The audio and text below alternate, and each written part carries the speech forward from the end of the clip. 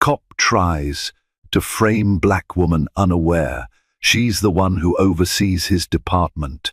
Dark clouds clung to the Philadelphia skyline on the day. Everything changed for Ebony Fox.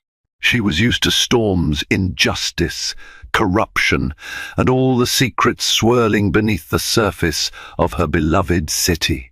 But this particular tempest arrived in a shape she never expected, a cunning police officer who would stop at nothing to destroy her name. Little did he know, Ebony was no ordinary citizen. As Director of Civilian Oversight at the Philadelphia Police Department, she held more power than he could ever imagine. What begins as a routine check soon spirals into a clash of fates, setting the stage for a drama of epic proportions. Ebony Fox believed in the promise of justice. Born and raised in the heart of Philadelphia, she grew up in a community that taught her resilience, compassion, and an unyielding commitment to doing what was right, even when the world seemed determined to sway her otherwise. From her earliest days, Ebony had watched how authority sometimes failed those most in need, how laws could be manipulated to serve a select few. It was a lesson burned into her memory when her father, a gentle soul and a longtime city sanitation worker, was wrongfully arrested for a minor offense. Years later, Ebony learned the charges stemmed from a quota-driven policing strategy that had run rampant through her neighborhood. That cruel reality shaped Ebony's ambition. She put herself through college on scholarships, cleaning houses and waiting tables when funds ran low. She attended the University of Pennsylvania, an institution just blocks away from struggling neighborhoods like hers, but worlds apart in terms of opportunity. There she studied law and public policy, determined to prevent the injustices she'd witnessed from happening to others. Ebony interned with the city's Legal Aid Society, volunteered at voter registration drives, and spent countless hours listening to stories from everyday citizens whose voices were often ignored. Shortly after graduation, Ebony landed a position at the Philadelphia mayor's office. Her relentless dedication and insightful reports caught the attention of high-ranking officials. When the city announced they were revamping the oversight structure of the Philadelphia Police Department to ensure greater accountability, Ebony seemed like the perfect fit. With her deep understanding of the system's failings and her fierce belief in reform, she quickly became an invaluable asset. Within a year, she was appointed Director of Civilian Oversight, a newly created role designed to bridge the gap between law enforcement and the community. For Ebony, it was more than just a title. It was an opportunity to dismantle unjust practices from within, to promote fairness, and to serve as a beacon for those who felt powerless under the weight of bureaucracy. There were allies, colleagues, who championed her vision for a transparent policing system that would actually protect and serve all citizens. But there were also adversaries, people who viewed Ebony's reforms as a threat to their power. Whispers followed her wherever she went. The new director was too idealistic, too naive, or too by the book to succeed. Ebony shrugged off the rumors. She knew the path to real change would be riddled with obstacles. Even so, nothing could have prepared her for what was brewing just beneath the polished floors of headquarters. Each day, she meticulously reviewed complaints from citizens, cross-checking them with body cam footage, police reports, and testimonies.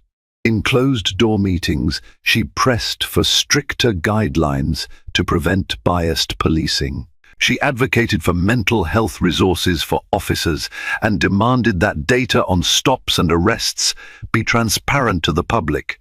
Quietly, Ebony kept an eye on the more troubling patterns that emerged, particular districts with higher rates of complaints. Certain precinct captains who seemed less than cooperative with the oversight team. And yet, despite her vigilance, a storm was gathering around her, fueled by the simmering resentment of people who preferred the old ways. That resentment took shape in the form of one-man detective Martin Hayes, A seasoned officer who'd risen through the ranks, Hayes had a reputation for getting results. He was fearless in the face of danger, revered by some for bringing in high-profile suspects. But behind the scenes, rumors swirled that he skirted the boundaries of ethical policing. Excessive force allegations clung to his record. People spoke in hushed tones about questionable methods used to extract confessions. Still, he was beloved by powerful players in the department. Where Ebony saw a man who might need to be held accountable, others saw a hero, and so the battle lines were drawn, quietly, almost invisibly at first. While Ebony continued her day-to-day duties meeting with community leaders, hearing concerns from rank-and-file officers, Detective Hayes planned his next move. His own sense of entitlement and anger would soon coalesce into a plan to undermine the very woman who oversaw his department. Little did he know the target of his scheme was far from helpless. The calm before the storm was about to shatter, and in its wake, Philadelphia would be left to reckon with the wreckage. Detective Martin Hayes was a man of paradoxes. To some, he was a dedicated officer who had given 20 years to a city that needed tough policing. He had grown up in the suburbs, born into a family with a legacy of law enforcement. 3 uncles, a grandfather, and his father had all worn the badge. From childhood, Hayes was groomed for the uniform, pushed to excel at athletics, taught to fire a rifle by the age of 12, and given the moral code that the law should be enforced, but never questioned. To question the law, his father believed, was to question one's loyalty to it. He took that upbringing into his career. Graduating from the police academy at the top of his class, Hayes was initially assigned to a gritty West Philadelphia precinct. The stark inequalities he witnessed there hardened his perspective on crime. In his mind, success meant making arrests, delivering convictions, and preserving the status quo. Hayes gained a name for himself by wrangling large drug busts and single-handedly breaking up gang disputes. Commendations lined his walls, each framed meticulously in his tidy, no-nonsense office. Over time, as promotions arrived, so too did rumors about how he secured those results. Some of his colleagues whispered that Hayes manipulated evidence to ensure convictions, that he bullied witnesses into signing statements, or that he coerced confessions from suspects who were too scared or uneducated to fight back. Investigations had been launched, but each time Hayes managed to come away unscathed, thanks to the powerful network he had cultivated over the years. He knew the right supervisors to flatter, the right union representatives to consult, the right politicians to charm. His swagger at the precinct was undeniable. Lesser-ranked officers either admired him or dreaded him. When Ebony Fox arrived on the scene with her progressive reforms, Hayes saw her as a threat to the department's traditions.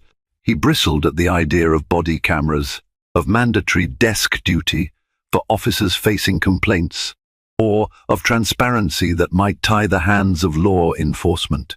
In his mind, Ebony's presence weakened their power and, by extension, the city's safety. He convinced himself that her oversight, a role mandated by the mayor and widely celebrated in local newspapers, was little more than misguided interference. At first, he tried to ignore her initiatives. He downplayed policy changes that Ebony enacted, ran his department as he always had, and avoided any direct confrontations. But that changed one afternoon, when Ebony demanded he and his team provide unedited bodycam footage for an investigation into a questionable arrest. A prominent local pastor, a beloved figure in the community, claimed Hayes' subordinates had harassed him during a routine traffic stop, using slurs and brute force to yank him from his car. Ebony, furious at the allegations, subpoenaed the footage for review. Hayes refused, claiming technical difficulties. Ebony insisted. She made phone calls, escalated the matter through official channels, and eventually forced Hayes' compliance. The footage revealed exactly what Ebony suspected: an unlawful stop, an officer using a racially charged insult, and a blatant disregard for the pastor's rights. Swift disciplinary measures followed, not only for the officer in question, but also for Hayes, who had attempted to bury the evidence. Though Hayes faced only a formal reprimand, it was a direct blow to his image and a blemish on his otherwise carefully managed reputation. Overnight, Ebony became his sworn nemesis. In private rants to trusted allies, he railed against her. He accused Ebony of not respecting the challenges of real police work, of coddling criminals, and of harboring an anti-police agenda. The tension between them, once a mere undercurrent, solidified into outright hostility. But Hayes was not one to sit idle. Fueled by wounded pride and a sense of entitlement, he began devising a strategy to ensure Ebony Fox would never again threaten his career. He wanted her gone, disgraced, maybe even behind bars if he could manage it. Step by step, he planned how to turn the system against her, never once dreaming that the woman he aimed to destroy had more institutional power than he could possibly fathom. Ebony's day started early, typically around 5 a.m. She liked to begin with a brisk walk through her neighborhood, a daily reminder of whom she was fighting for. As dawn cracked the sky, she'd lace up her running shoes and make her way down Walnut Street, passing the local convenience stores that were still shuttered in the quiet hours. These blocks were her history. She greeted neighbors who were just waking up, sometimes exchanging quick hugs or words of encouragement. They knew her story, and they had pinned their hopes for a fairer Philadelphia on her. After her walk, she'd head back to her modest row home for a quick shower and a cup of black coffee, which she sipped while checking the latest news on her phone. She paid special attention to any police-related stories, anticipating the calls and crises that might land on her desk that day. Sometimes she'd read about peaceful rallies in support of her office, sometimes about heated confrontations that threatened to undo the trust she'd worked so hard to build. The weight of these issues pressed on her shoulders, but Ebony thrived on the challenge.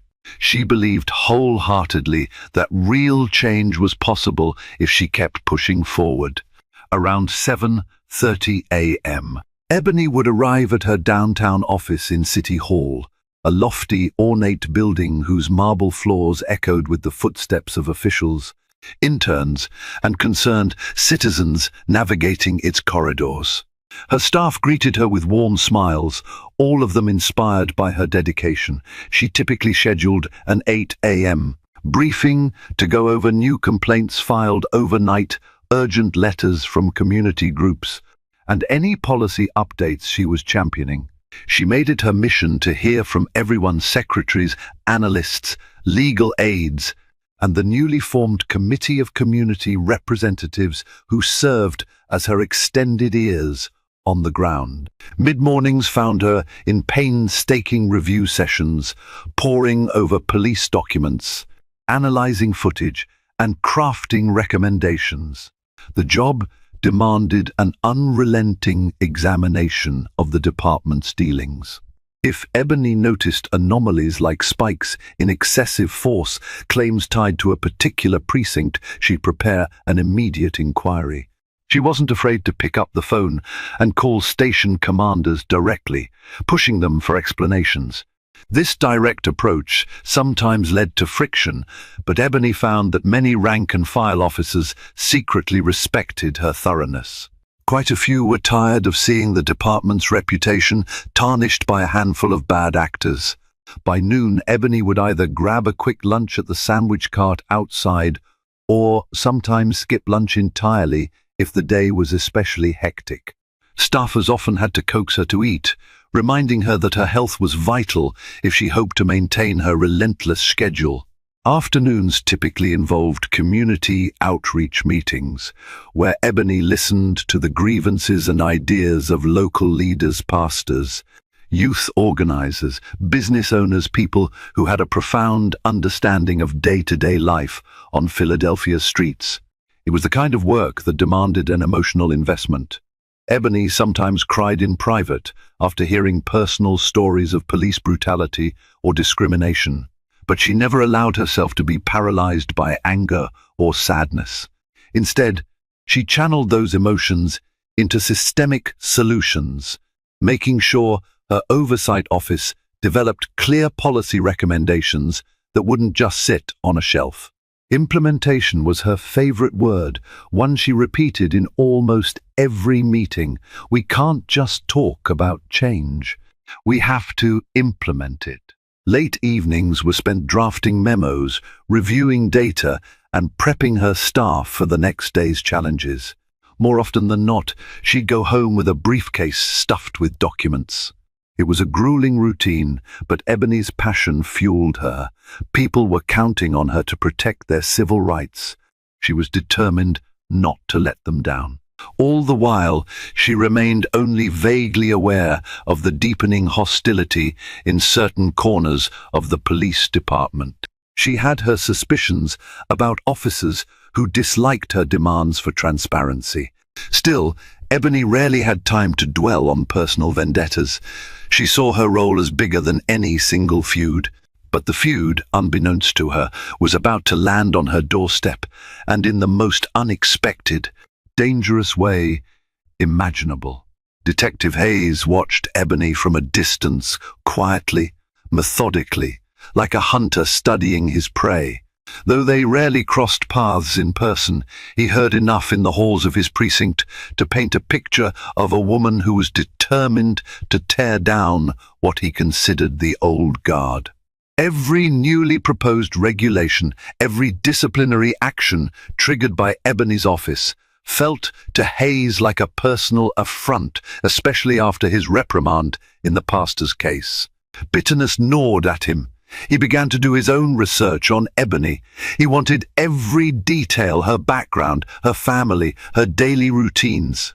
He was looking for weaknesses, vulnerabilities he could exploit. He learned about her father's wrongful arrest, her scholarship at the University of Pennsylvania, her volunteer work.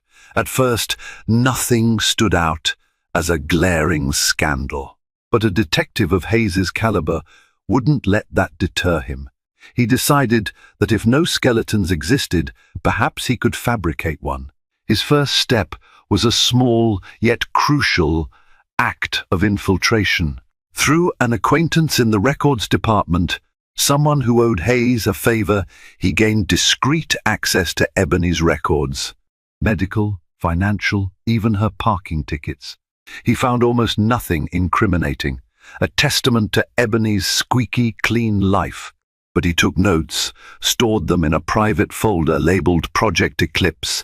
He liked the dramatic ring of it. It made him feel like he was orchestrating a grand operation.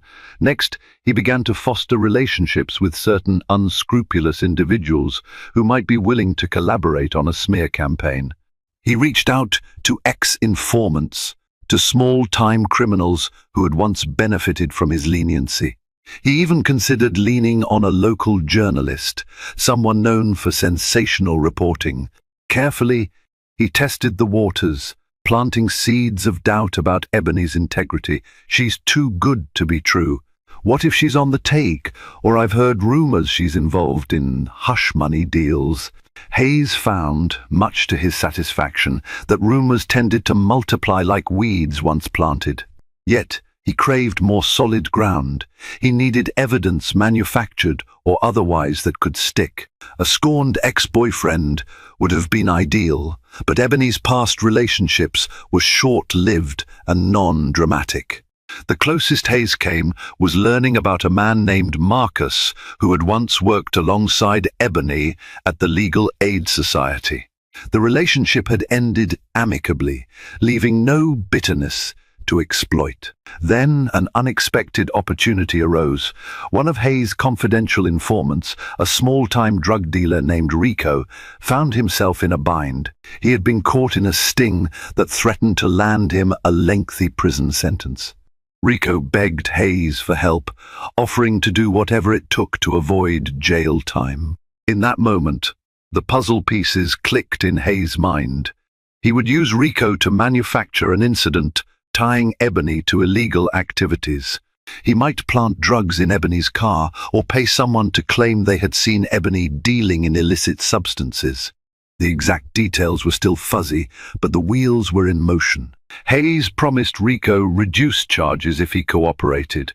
One night, Hayes invited Rico to meet him in a deserted parking lot under the cover of darkness. The detective outlined his plan in hush-hush tones. Ebony would be set up, her reputation shredded. Hayes even hinted that Ebony could be arrested if all went according to plan. Rico seemed wary, framing the director of civilian oversight was no small risk, but Hayes made it clear that cooperating was the only way Rico could avoid a stiff sentence. Fear trumped caution, and Rico reluctantly agreed to do whatever was asked. Thus, the conspiracy took shape, built on half-truths, manipulated evidence, and desperation. Hayes felt a rush of adrenaline. He was finally taking action, no longer a victim of Ebony's so-called reforms. Little did he realize that in orchestrating Ebony's downfall, he was putting into motion forces that would lead to his own. Sometimes, the seeds of conspiracy sow the seeds of destruction. This was a lesson Hayes would learn all too painfully. One crisp autumn morning, Ebony received an urgent call from a community liaison. There had been a spate of complaints from residents in one of Philadelphia's poorest districts. They alleged that certain officers were harassing youths, confiscating their possessions without cause, and in one instance, using excessive force. Ebony wasted no time. She assembled a small task force to investigate, determined to uncover the truth. That same day, Detective Hayes set his plan in motion. He'd instructed Rico to file a false complaint, alleging that Ebony had solicited a bribe in exchange for ignoring certain departmental violations. According to Rico's fabricated statement, Ebony had demanded cash to keep a series of misdemeanors under wraps, particularly drug-related offenses. The complaint was filed through a third party to avoid immediate suspicion, but it still landed in Ebony's oversight office. When Ebony and her staff came across the complaint, they were stunned. Ebony Fox taking bribes. It was laughable on its face. Everyone knew her finances were thoroughly vetted when she'd stepped into her role. Nevertheless, official procedure required that any complaint against the director be escalated to an external investigative body to avoid conflicts of interest. Ebony found herself in the uncomfortable position of having to hand over her personal records, trusting an outside review board to clear her name. It was a humiliating experience that overshadowed her other vital work. While Ebony scrambled to address the false allegations, Hayes quietly whispered to the right ears. He sowed doubts. "Hey, did you hear Ebony Fox is under investigation? You know what they say, where there's smoke, there's fire." The rumor spread like a contagion through the department, and soon Ebony found herself facing suspicious glances even from colleagues she once trusted. A few higher-ups offered polite support, but the doubt lingered. Determined not to lose focus, Ebony continued her mission. She put in even longer hours, personally investigating the new complaints that had flooded her office. She spoke to witnesses, pored over surveillance footage, and questioned officers in the allegedly troubled precinct. But her usual confidence wavered. Even if the bribery allegations were entirely baseless, Ebony couldn't shake the feeling that something larger was at play, that this complaint was only a piece of a broader campaign against her. Her suspicions deepened when she noticed oddities in her day-to-day life. One evening, she left her office late and spotted a shadowy figure watching her from across the street. When she turned to confront him, he vanished into the night. The next morning, she discovered her tires partially deflated, as though someone had tampered with them. She filed a report with security, but received no immediate leads. Her gut told her she was being followed, her routine monitored by unseen eyes. Within the oversight office, Ebony made a quiet decision. She would not let fear rule her. She began documenting every unusual occurrence, keeping meticulous notes, just as she'd been trained in her legal work. She also confided in two of her most trusted staff members, explaining her concerns without making wild accusations. Though they had little concrete evidence, they believed her. They respected her instincts. Then a turning point arrived. Ebony's name and photograph appeared in a local tabloid, accompanied by an inflammatory headline, "Director Under Fire.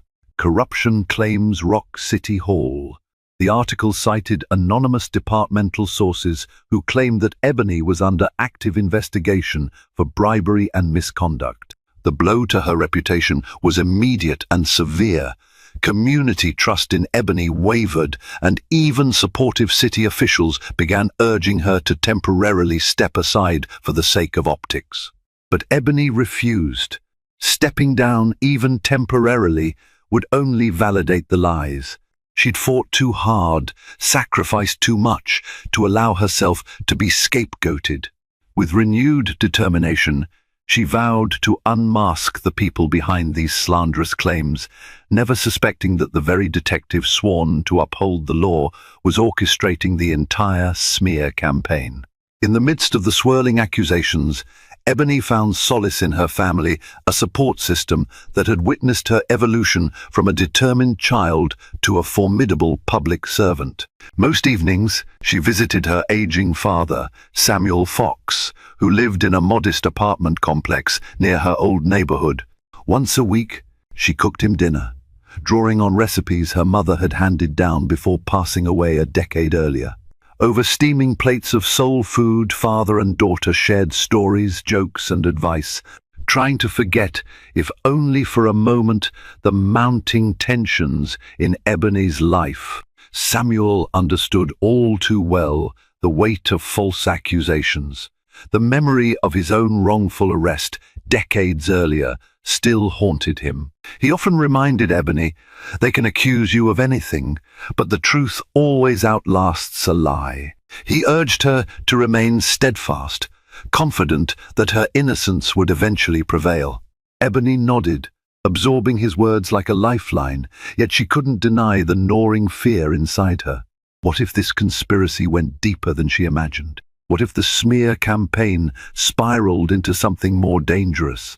One particularly tough night, Ebony also confided in her older brother, Darius, a middle school teacher who prided himself on turning rowdy kids into dedicated students. Darius was furious about the allegations. He knew his sister was incorruptible, but he also recognized that public perception could be unforgiving. "The court of public opinion can be harsh," he said. "You have to fight back, not just in the system, but in the media, too. If you stay silent, they'll fill in the gaps with lies." That conversation stayed with Ebony.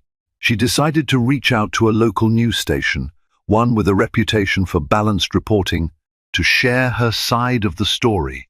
She gave a dignified on-camera interview, calmly refuting the bribery claims and affirming her unwavering commitment to transparency. "I have nothing to hide," she told the reporter. "My records, my finances, everything is open for scrutiny. I welcome any investigation because I know the truth will vindicate me." Detective Hayes watched Ebony's interview on TV with a smirk. He recognized her calm confidence, but it only fueled his determination. He spent hours each night refining his plan to intensify the allegations. To bolster the false narrative, he used Rico to recruit two more individuals, people with criminal records, who would corroborate the bribery stories in exchange for leniency on unrelated charges. Hayes promised them freedom if they stuck to the script. Ebony was the mastermind, extorting people all over the city. But Ebony was not idle. With the help of her trusted staff, she began investigating the sudden proliferation of false accusations. They cross-referenced the names of the complainants, noticing a suspicious pattern. Each had prior arrests in cases linked to Detective Martin Hayes or his close associates. A staff member discovered a small but telling inconsistency in one person's statement, suggesting it had been fabricated. Ebony's suspicion of a conspiracy hardened into near certainty.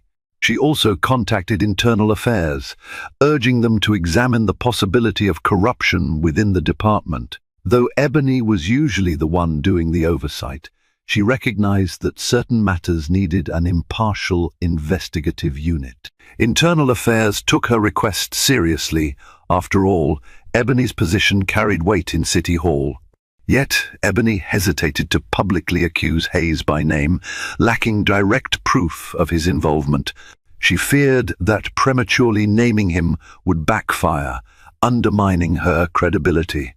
Instead, she shared her findings quietly with a senior internal affairs officer, requesting an extensive probe into the pattern of questionable complaints. If Hayes was behind them, Ebony prayed the truth would soon emerge. Meanwhile, her life became a juggling act between clearing her own name and continuing the vital work of overseeing the department. Late into the nights, Ebony read old case files, searching for any thread that might link back to Hayes' network of informants. She heard her father's voice echo in her mind, "The truth outlasts a lie." Each day, she hoped it was true, but hope alone wouldn't unravel the elaborate scheme brewing in the city's dark corners. She needed a break, a single piece of indisputable evidence that would unmask the conspirators and restore her reputation.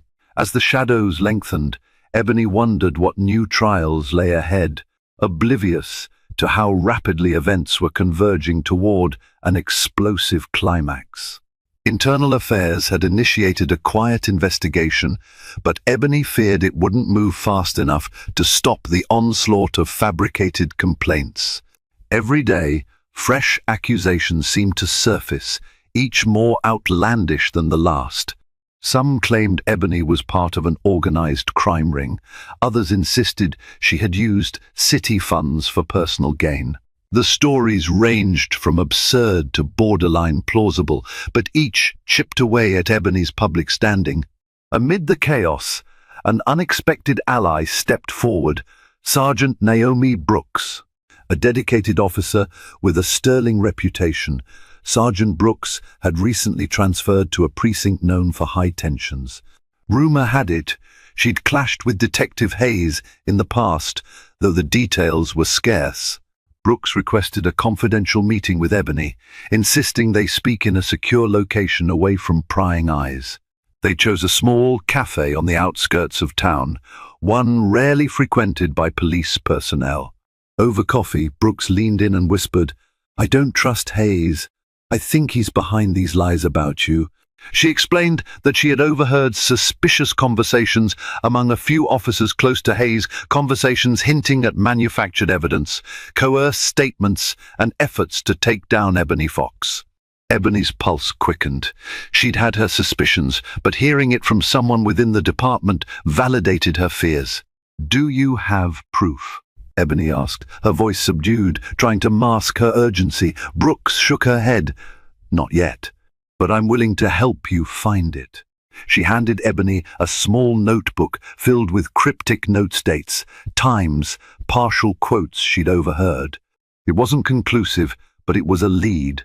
From that day forward, Ebony and Sergeant Brooks worked in tandem, carefully gathering evidence. Brooks kept her ears open at the precinct, noting who Hayes met and where. She discreetly checked surveillance logs, looking for anomalies that might point to tampered evidence or suspicious movements. Meanwhile, Ebony pressed Internal Affairs to ramp up their investigation, hinting that she had a trusted source who could deliver key information. Their partnership bore fruit faster than either had hoped. Late one night, Brooks called Ebony with electrifying news. She'd found an audio recording. One of the precinct's security cameras, a device most officers forgot about, had captured Hayes in a heated argument with one of the fabricated complaint witnesses. The audio was muffled, but Hayes could be heard threatening the man if he didn't stick to the plan. It was a smoking gun, albeit an incomplete one. With the right forensics work, the audio could be enhanced, revealing Hayes' voice and possibly implicating him in the conspiracy. Ebony's spirit soared. This was the breakthrough she needed: hard evidence of Hayes' scheme. She and Brooks immediately set up a chain of custody for the audio file, ensuring it would be admissible in any internal or external investigation. But time was of the essence. If Hayes learned about the recording, he'd undoubtedly try to destroy it or manipulate it to his advantage.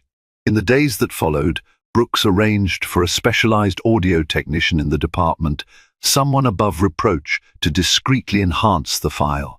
Meanwhile, Ebony moved carefully, continuing her public duties while maintaining the illusion that she was still on the defensive.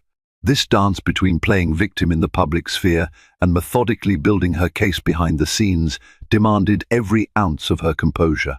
Word of Ebony's possible breakthrough traveled quietly through City Hall. A few high-ranking officials started to reconsider their stance on her innocence. The tide was subtly shifting, though Hayes remained oblivious. He was too consumed with his own plans, planting more evidence, coaching his informants that he underestimated Ebony's ability to strike back. Little did he know, the evidence was piling up, and soon it would erupt in a bombshell revelation. In the shadows of Philadelphia's law enforcement community, alliances were forming, secrets were being recorded, and Ebony Fox was emerging as a force to be reckoned with. The stage was set for a dramatic confrontation that would determine the fate of everyone involved. The day dawned with an unusual chill in the air, as though the city itself sensed the tension simmering beneath its surface. Ebony arrived at her office to find Sergeant Brooks waiting in the lobby, her expression a mix of triumph and trepidation. "We got it," Brooks said, handing over a USB drive. The text enhanced the audio. It's crystal clear, every word. Ebony's heart pounded. She hurried into a private conference room where only her most trusted staffers were present. With trembling hands, she inserted the USB drive into a laptop and hit play. The voice was undeniably Detective Hayes. He spelled out the scheme in chilling detail, threatening to frame Ebony unless his informant followed orders.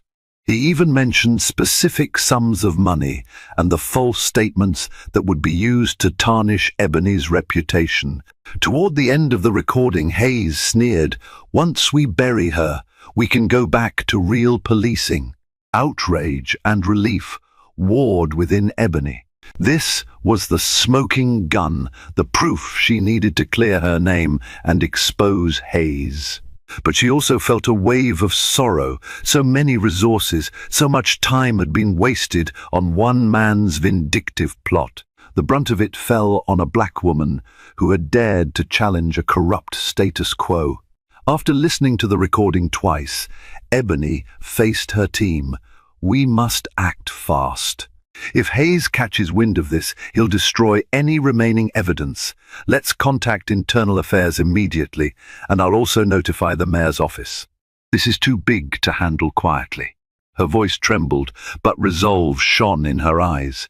She could feel the tide shifting, a wave of truth ready to wash away the lies. Internal Affairs scheduled an emergency meeting that very afternoon, summoning Hayes, Ebony, and several key officials to City Hall. The atmosphere in the grand hearing room was electric. Hayes strutted in with a smug confidence, wearing an expensive suit and that self-assured grin Ebony had come to despise. He seemed to think he was on the cusp of finalizing his victory, a notion Ebony knew would soon crumble. When called upon, Ebony calmly presented the enhanced audio file. As the recording echoed through the room, Hayes' face drained of color. The thick veneer of arrogance faltered, sweat beaded on his forehead. His lawyer tried to object, questioning the authenticity of the recording, but the forensic analysis was airtight, and the chain of custody unimpeachable. Hayes tried to speak, but his words stumbled, twisted by panic and desperation. "The voice could be doctored," he yelled. But the forensic tech present at the meeting simply pointed to the official analysis. No splicing, no digital manipulation beyond clearing background static. In that moment, all eyes turned to Hayes, some with shock, others with quiet affirmation. A hush fell over the room. The years of rumors about his unethical tactics crystallized into undeniable fact. Among the assembled officials, Ebony spotted a few who had once doubted her. Their expressions were filled with remorse, perhaps even guilt, for having sided against her based on nothing more than rumor. Hayes tried to barge out of the room, but uniformed officers blocked his path. The head of Internal Affairs announced he'd be placed on immediate suspension pending further investigation, with potential criminal charges to follow. A wave of justice swept the chamber. Hayes shouted obscenities, lashing out like a caged animal, but it was over. He was finished. In that moment, Ebony closed her eyes and took a deep breath. A burden she'd carried for weeks lifted from her shoulders. She had fought for truth, and truth had prevailed. Even so, she knew the aftermath would be messy. There would be inquiries, legal battles, and a department left reeling from a scandal that might take years to fully heal. But justice, for the moment, had found its voice, and it was Ebony's voice, unwavering and resolute, that ushered it in. The days following Detective Martin Hayes' downfall seemed unreal to Ebony Fox, as if her life had plunged headlong into a whirlwind that refused to stop spinning. It all began with a single audio file, one that stripped away the layers of Hayes' deceit and thrust Ebony from the role of accused pariah into celebrated truth-teller. In a matter of hours, the city's narrative changed drastically. News outlets which had hinted at her corruption now heralded her bravery. Community members who had offered only cautious support now called her a hero. And in the quiet hallways of the Philadelphia Police Department, hushed conversations about what Ebony uncovered replaced the gossip of her supposed guilt. Even so, a strange hush clung to the air at City Hall. Although many were relieved that the conspiracy against Ebony had come to light, the magnitude of Hayes' corruption and the possibility that he might not have acted alone cast an uneasy pall over officials. Reporters clustered outside the ornate main entrance, jockeying for position with cameras and microphones, determined to get quotes from anyone who stepped through. Ebony's staff, too, found themselves unprepared for the media frenzy. Every question aimed at them boiled down to the same anxious desire. How could one detective wreak such havoc, and what happens next? Ebony knew these questions required careful handling. She had fought too long and too hard to let the scandal devolve into a mere spectacle. For several nights in a row, she pored over documents in her office long after everyone else had gone home. Not only was she coordinating with Internal Affairs to address the fallout, but she was also finalizing reports for the district attorney's office. She wanted each piece of evidence to be airtight, every detail meticulously cross-referenced. Her own reputation and the future of genuine police oversight hinged on the thoroughness of this investigation. The day after the explosive hearing, Mayor Kenneth Rowland held a press conference on the City Hall steps.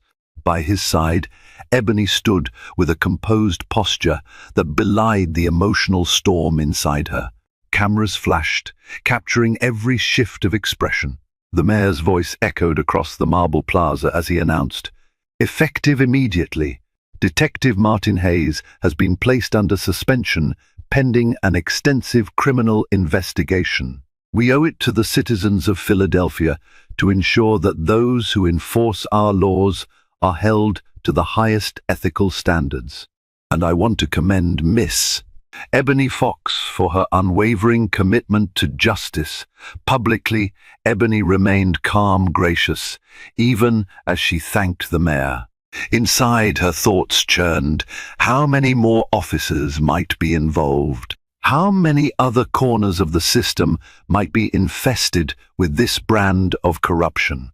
While she recognized the importance of celebrating a well-earned victory, Ebony also knew that a single takedown wouldn't magically cure what ailed the department. Real reform demanded structural changes, ongoing vigilance, and a cultural shift that might take years to fully implement. After the press conference, Ebony was swarmed by reporters asking if she felt vindicated. "It isn't about my personal vindication," she said, trying to keep her voice level over the clamor of cameras.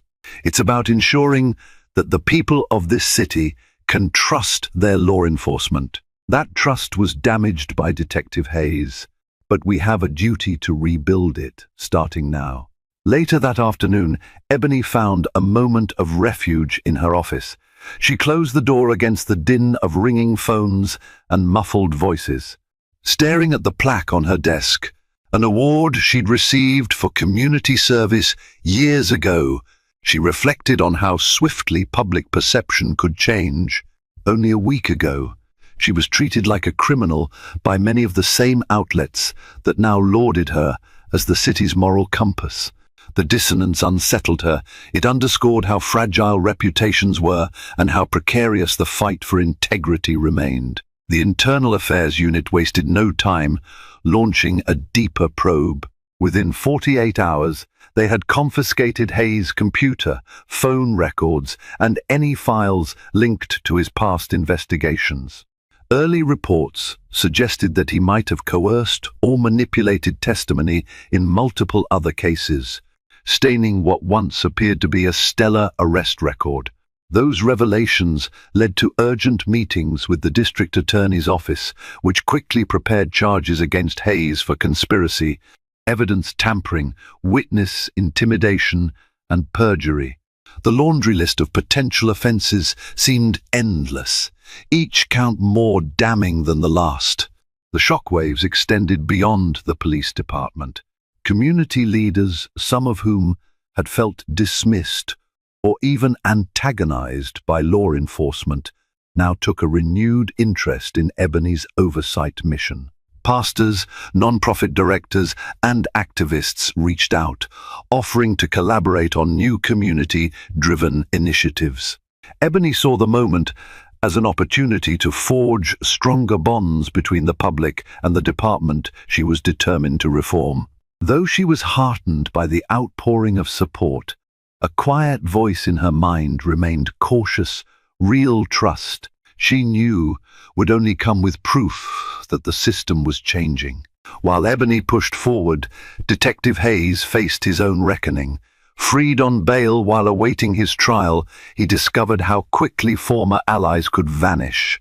His superiors kept their distance, unwilling to publicly defend him when overwhelming evidence painted him as the ringleader of a sinister plot. The police union, ordinarily staunch in protecting its members, offered only the most cursory statements about his right to due process. At home, Hayes's family life began to unravel. Rumors circulated that his wife had packed her bags, and friends who once celebrated his so-called heroism now steered clear. Some inside the department told Ebony that on rare days when Hayes did come near the precinct, usually to tie up administrative loose ends, he wore a haunted, hollow look, as though struggling to comprehend the calamity he had brought on himself. Despite everything, Ebony found little comfort in Hayes' personal downfall. In her eyes, this was not a matter of personal revenge. She wanted the department reformed, not just one man punished. Over lunch in the cafeteria with Sergeant Naomi Brooks, the woman who had risked her career to help expose Hayes, Ebony voiced her concerns. "We can't stop at him," she said, tapping her pen restlessly against the table. "He may be the most blatant example, but I suspect there are others who either supported or overlooked what he was doing." Brooks nodded, her expression grim. "We'll find them," she promised. "Already some officers are stepping forward with stories about intimidation or pressure to falsify reports. They never felt safe to speak up before." That afternoon, Ebony and Brooks co-authored a proposal for a departmental whistleblower program offering formal protections and incentives for officers who reported misconduct. It was a bold step, but Ebony believed it necessary to eradicate the remnants of Hayes's influence. If they could encourage honest officers to come forward without fear, the department might finally uproot the rot that had festered for too long. By the end of the week, the first wave of good news arrived. Multiple ex-informants who had once aided Hayes' questionable drug busts surrendered statements, detailing how he had coerced them into lying on official records. The district attorney moved swiftly, re-examining a slate of old convictions associated with Hayes. Although overturning a conviction could be a lengthy process, the revelations illuminated how deeply he had perverted the justice system for personal gain. Meanwhile, Ebony's name was finally cleared officially and irrevocably. There would be no more rumors, no more suspicious glances in corridors, no more biting remarks in tabloids. That weekend, Ebony took a short break to visit her father, Samuel, at his modest apartment. She brought takeout from his favorite diner, and they sat in his tiny living room, savoring chicken and waffles. Samuel raised a trembling fork in salute. "I told you the truth always wins out," he said gently, pride shining in his weary eyes. Ebony felt tears prick her own. She thought about the lost hours, the sleepless nights, the wave of relief that came when she heard Hayes' voice on that damning recording. Her father was right, but the price of that truth still weighed on her heart. In the weeks that followed, Ebony's work pace tripled, though she managed it with newfound momentum. She attended council meetings where new accountability policies were debated. She spoke at community forums, promising that Hayes' crimes would not be swept under the rug. Everywhere she went, people wanted to hear her speak or shake her hand. While the adulation felt overwhelming, Ebony took it in stride, reminding everyone and herself that her victory was, in essence, a victory for all those who had faced unjust policing but never had the power to fight back. As Detective Hayes' trial date loomed, Ebony stood on the cusp of a changed future, not just for herself, but for the entire Philadelphia Police Department. The evidence was staggering, the political will was strong, and the community was rallying behind her in a way she had once only dreamed about. Each step toward reform reaffirmed what she had believed all along, that accountability, no matter how painful or protracted, was the cornerstone of genuine justice. And even though she could already see new battles on the horizon, resistance from old guard officers, potential legislative roadblocks, and the day-to-day grind of systemic change, Ebony felt ready. She had survived the darkest storm any official could imagine, and she had come out stronger on the other side. Now, nothing could shake her resolve to build a department truly worthy of the people's trust. A month had passed since Hayes' indictment. The city seemed both weary from scandal and cautiously optimistic about the changes underway. Ebony found herself at the epicenter of this new era, her office flooded with requests for interviews, partnership proposals from community groups, and job applications from people inspired by her example. She was grateful, but also mindful of the heightened expectations placed upon her. She decided to take a brief weekend retreat to clear her head, traveling to a small lakeside cabin in the Poconos. Away from the relentless pace of Philadelphia, Ebony spent her days reading, journaling, and contemplating the journey that had brought her here. She recalled the heartbreak of watching her father be wrongfully arrested, the determination that had fueled her academic achievements, and the unwavering sense of purpose that had guided her through the darkest days of Hayes' conspiracy. On the second evening, as twilight sank into the lake's still waters, Ebony opened her journal and began writing down a new vision for the department's oversight. She listed concrete goals: improved training for officers on de-escalation tactics, transparent data on disciplinary actions, mental health support, and a zero-tolerance policy for racial profiling. The city had entrusted her with a powerful mandate. She intended to use it to effect lasting change. When she returned to City Hall on Monday, Ebony was greeted by her staff with palpable excitement. "We've got some major policy proposals to discuss," one advisor announced, handing her a thick folder. "And the mayor wants to talk about a citywide community review board." The old Ebony might have felt overwhelmed. The new Ebony welcomed the challenge. She smiled, rolling up her sleeves. "Let's get to it." In the aftermath of Hayes' downfall, serendipitous alliances formed. Civil rights groups that once viewed the police department as adversarial now found a willing partner in Ebony's office. Even officers who had been on the fence realized that accountability could improve community relations, making their jobs safer and less contentious. The department began implementing changes that once seemed radical, like mandatory cultural competency training and active bystander interventions, where officers were encouraged to step in if a colleague crossed ethical lines. Through it all, Ebony maintained a close bond with her father. Samuel's health had been declining, but he was lucid enough to witness his daughter's triumph on the evening news. One quiet afternoon, Ebony stood by his bedside, where he offered a trembling hand and said, "I always knew you'd make a difference." Tears blurred Ebony's vision as she squeezed his hand in return. She felt a deep sense of gratitude that he lived to see this moment, that he'd watched her stand up to corruption and win. The city council eventually passed a resolution commending Ebony for her courage. She accepted the plaque with humility, thinking not of personal glory but of the thousands of Philadelphians who deserved better policing.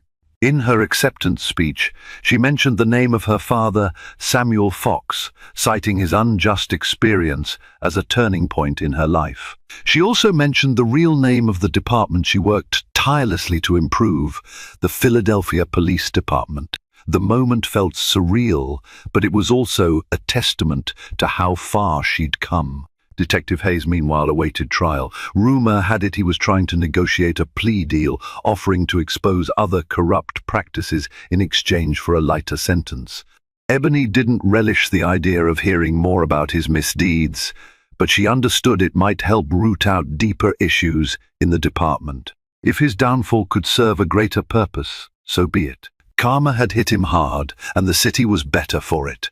As Ebony left the council chambers that evening, she paused on the grand steps overlooking Philadelphia's bustling streets. A gentle breeze rustled her hair, carrying the faint scent of pretzels and cheesesteaks. She breathed in deeply, reflecting on the improbable journey that had led her here. She'd defended her name, unmasked a corrupt detective, and sparked reforms that would resonate for years to come. This was just the beginning. Tomorrow, the real work continued, but for now, she allowed herself a moment to savor the promise of a new day, a day in which justice could indeed prevail. And so ends our dramatic tale, where a determined woman faced the darkness of corruption and emerged victorious. Ebony Fox's story stands as a beacon of hope, a reminder that power without accountability can be challenged and overturned. If you've been inspired by her resilience and the twists that unfolded in Philadelphia's corridors of power, remember that the fight for justice thrives when ordinary people stand firm against wrongdoing. Now, we want to hear your thoughts. Did you feel the tension when everything seemed stacked against Ebony? Were you cheering when the truth finally came to light? Let's keep the conversation alive. If you enjoyed this story, please give it a like, share it with friends, and subscribe to our channel. By doing so, you'll help us bring more stories of courage, redemption, and the unstoppable force of truth straight to you. Thank you for watching.